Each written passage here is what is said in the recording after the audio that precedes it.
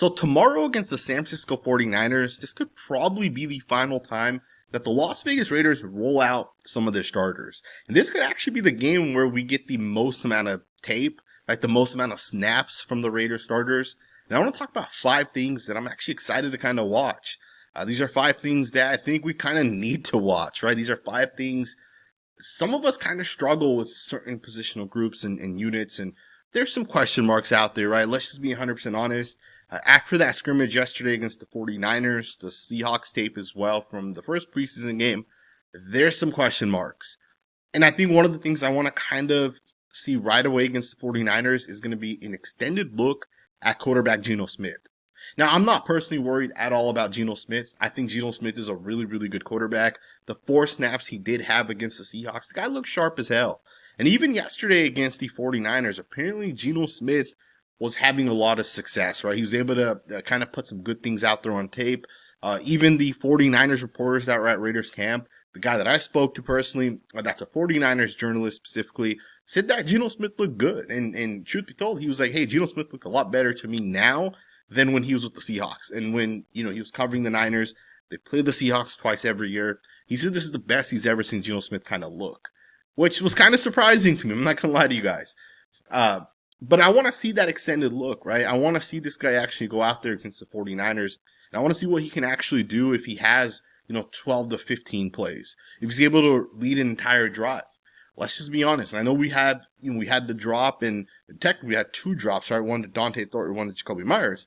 But let's be honest. We didn't score a touchdown on that first drive. With Gino Smith out there, we didn't get a field goal. We literally punted the football, right? We only had 4 snaps, and then we were off the field.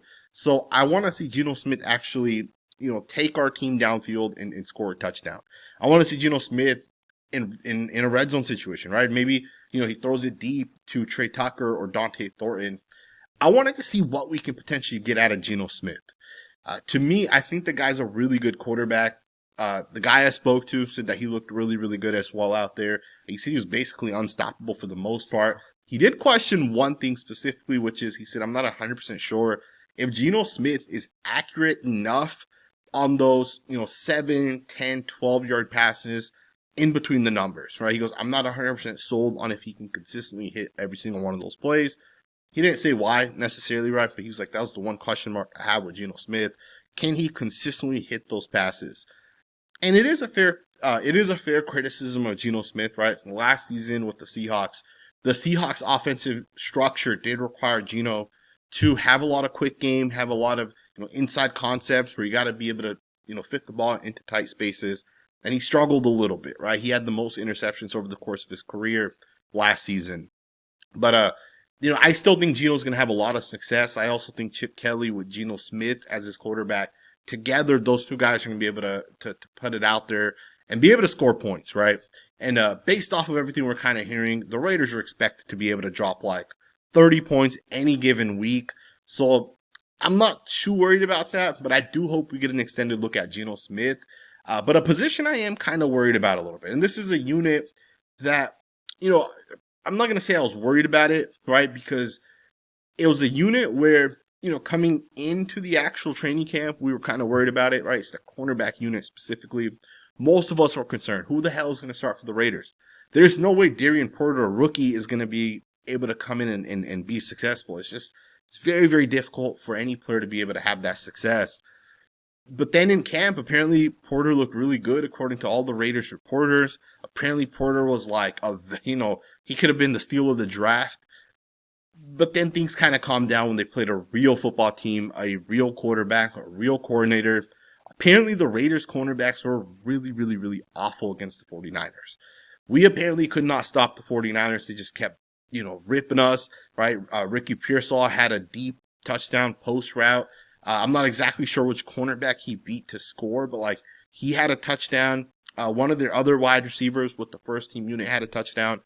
The Raiders cornerbacks really, really struggled, and it's kind of the opposite of what I was expecting. From the time training camp started, all we heard was how good Eric Stokes looked and Darian Porter, and we don't need Jacorian Bennett because our cornerbacks are so solid, right? DeCameron Richardson, right? There was reports. People were saying that Cam Richardson's about to become a really, really, really good cornerback.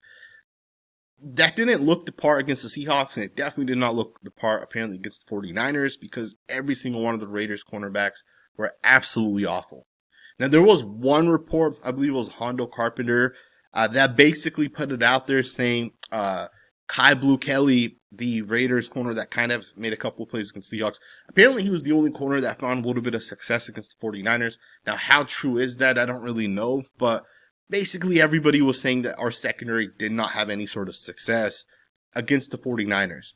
Another thing that I didn't really realize until probably like 2 days ago was, Isaiah Pola-Mao played 40 snaps for the Raiders in this preseason game.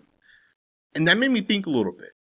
Is that because the Raiders want him to be ready to go, or is that because the Raiders are not 100% sold on Pola-Mao? They went out and signed Edmonds, another safety. Was that because they weren't sold on Pola-Mao, or was that because of the Lonnie Johnson injury? Because apparently Chris Smith is still taking all of the first team snaps when the Raiders get into that big nickel package.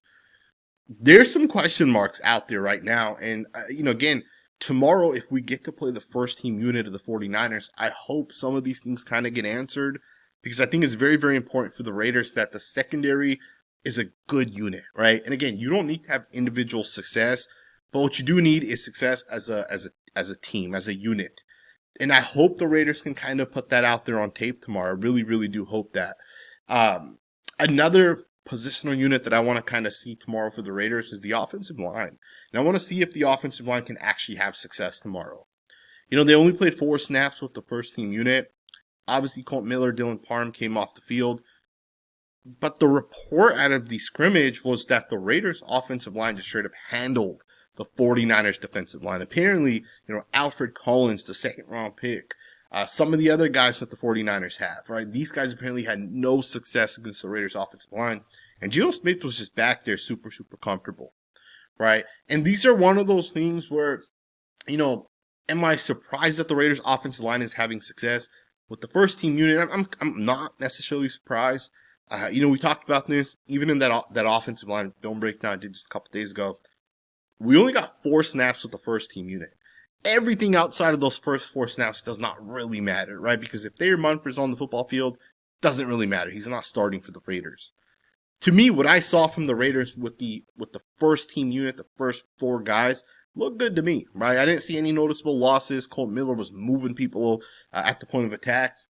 And the fact that they're having success against the 49ers in scrimmage, I want to see that actually be put out there on tape against the 49ers in a real life situation, a real game.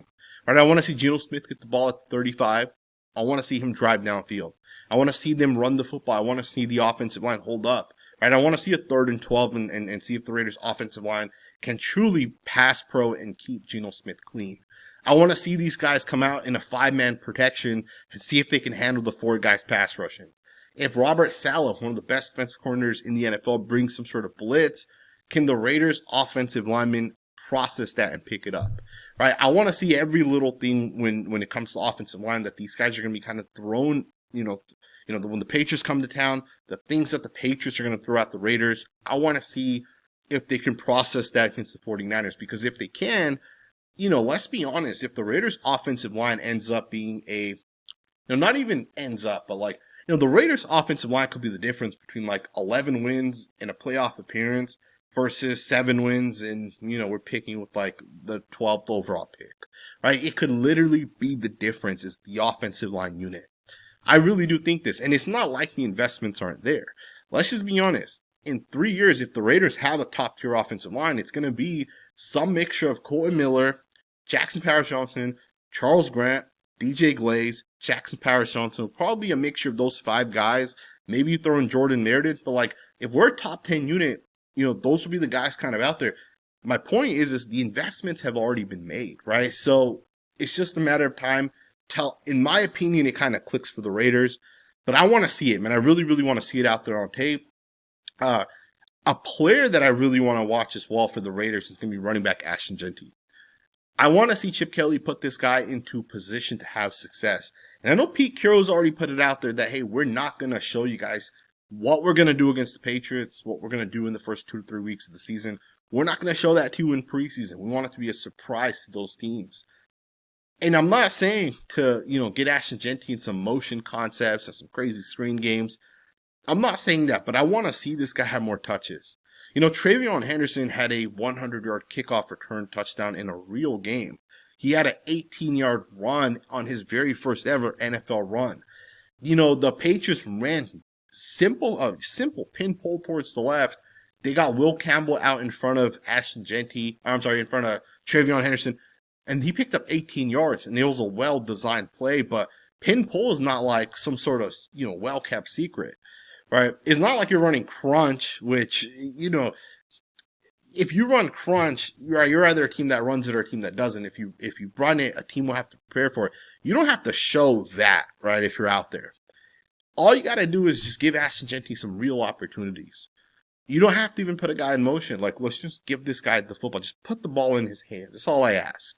And I want to see this guy kind of do it, especially since there's a lot of hate that has started around Ashton Jeanty. Some people think Henderson is the best running back out of this class at this point. People are already ready to determine that after one preseason game. But I want to see Ashton Jeanty kind of go out there and silence some of the hate that he's getting. And I want to actually, for selfish reasons, just see what he has. Like, we've heard all the different reports, right? He had a second play against the 49ers in scrimmage. He pops a big one. I want to see him pop those plays in a real live situation. And again, he only had 3 carries against the Seahawks. His first carry went for like 3.5, 4 yards, which was a good run. His second carry, he was hit 5 yards into the backfield. And he actually made a guy miss. I think people kind of overlook the fact that a guy goes unblocked and he shook this guy. And he made a miss. And then Thayer Munford gets shut, he gets stood up on the front side by Mike Morris. And there's just nowhere for Jeanty to kind of go. But, I just want to see, right? I just want to see what the Las Vegas Raiders running back has. And I think a lot of us kind of want to see him, right? And then finally, I think another unit that I kind of want to see and what they can do is going to be the linebacker unit. Truth be told, if there's one unit that could look completely different when the Patriots game actually comes around, I think it is the linebacking unit. Right now, if I say, hey, who are the 2 starting linebackers for the Raiders? Not necessarily who do we want, but who do the coaching staff kind of have out there? I would say it's probably Landon Roberts and it's probably Jermaine Pratt. Those are probably the 2 guys that are starting for the Raiders at linebacker. Truth be told, not a fan of Landon Roberts, right? I've already kind of talked about this because I've watched my past videos over the last couple of days. But, he had a missed tackle. He had 2 blown coverages. One of those blown coverages ended up leading to a 20-yard gain by the opposing team. If I ask you who the starting linebackers are, most people will say it's Roberts and Pratt. But in 2 weeks, the starting unit could be Jamal Adams and Devin White. It could easily be 2 completely different guys. It could be Matt Jones potentially as well. And I know some people don't even know who Matt Jones is. Trust me, I was surprised to see Matt Jones out there having a little bit of success. But Matt Jones looks pretty good as well.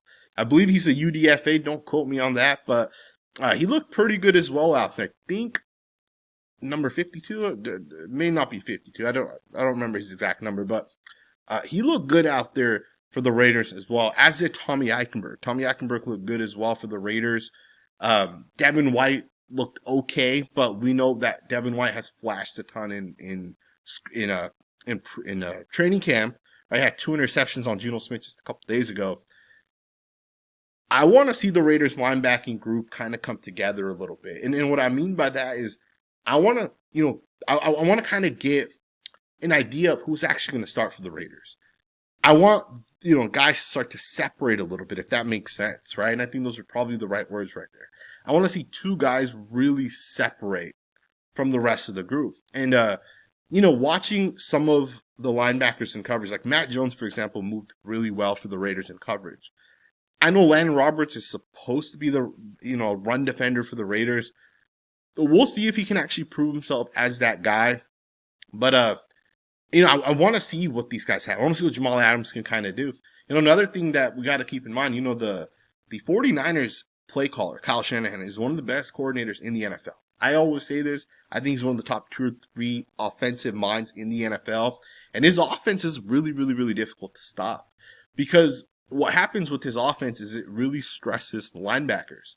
what Kyle Shanahan does with his offense, and I'll just give you guys two separate examples, is they're going to run in a wide zone concept. And what that means is like all 5 of the offensive linemen are going to jump 2 gaps to the left. All these guys are going to try to reach guys. The quarterback is going to, take 3 steps directly, at a 90-degree angle towards the left. The quarterback is going to try to, stretch out and hand the football off to the running back, so the running back can potentially hit the outside gap and potentially take the distance. But then what they do is they'll do that same concept, or at least they'll show it, only for the quarterback to play action and then bootleg out of there. At the same time, as the offensive linemen are jump setting and running to the left, a tight end slips right behind the linebackers. Now, for the linebackers, this is stressful as hell. These offensive linemen are all running to the left, and you got to stay in your run fit. So you're running to the left, and you're trying to, come downwards. When you do make the tackle, you don't want to make the tackle, 5-6 yards downfield. So you're trying to close that distance a little bit. You're trying to stay in your run fit, all for it to be a play action to the other side. And then now you got to change direction and find that linebacker. It's a difficult thing to do. So, I want to see which Raiders linebacker can have success against those concepts. Another thing the 49ers do is, the 49ers will run like, a power-based concept to the right, but they won't pull any offensive linemen. They'll just pull like a fullback, or they'll put a tight end in motion and snap the ball, and he'll be the guy that ends up kicking out. They'll run counters without pulling offensive linemen. It'll just be like fullbacks and tight ends. And that makes it difficult because as a linebacker, if you see an offensive lineman pull to the right, for example, that's where the play's going. The play's going to go to the right. But if an offensive lineman blocks, let's say like outwards, right, does an out block, you're not 100% sure if it's a zone run towards the left or if it's counter potential to the other side. It's a little bit harder to read. So, it's just one of those things where Kyle Shanahan makes it very difficult to read his offense, and they're just kind of, doing a bunch of different things. This is just the base play call. This isn't like the trickery part of Kyle Shanahan's offense, right? I want to see the Raiders defensive players, corners, safeties, linebackers kind of step up. Even our D tackles, I want to see which D tackles can separate and which guys can actually flash a little bit. The guy that I spoke to at the 49ers camp told me that he thinks the Raiders defensive line was not that good. Right, minus Maxx Crosby, and he did say this. He said Maxx Crosby, he said the 49ers threw a bunch of touchdowns. He thinks half those touchdowns may not have counted because Maxx Crosby would have potentially had the sack. Right, but because of the fact that Maxx gets close, he kind of goes off to the side. They let the play continue. And Brock Purdy may potentially throw a touchdown. He told me he thinks half of those plays may not have actually been touchdowns and said they would have been sacks. And that is something to kind of keep an eye on, right? So, like, some guys may see a big play happen and think, wow, the Raiders suck. But in reality, another person might say, hey, the sack would have happened, right? And that's always the one thing with the reports that kind of come out of camp. Sometimes guys aren't looking for the right things. And I hope that kind of makes sense. But in a live game, we're going to see Maxx Crosby actually get some sacks. But the report is that the D-line did not look good. I think Tyree Wilson had a sack yesterday, and the sack was apparently him and Maxx Crosby ran a defensive line game. And that's great, right? Being able to get a sack on a defensive line game is great. But it's different when you got to beat the guy in front of you utilizing pass rush technique, right? And I want to see Tyree kind of go out there against the 49ers and potentially do that. So we'll see what ends up happening. Let me know what you guys think in the comments below. I hope you guys enjoyed this video.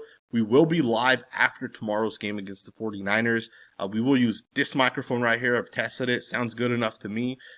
So I hope you guys enjoy this video. Have a great weekend, and I will see you guys right after that game tomorrow.